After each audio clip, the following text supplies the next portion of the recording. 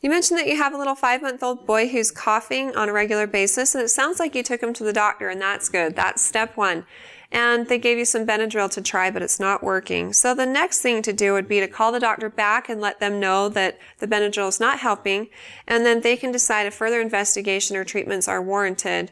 There's a lot of other things that can cause chronic coughs, asthma, reflux, infection, and so the doctor can decide if any of those things need to be checked out too.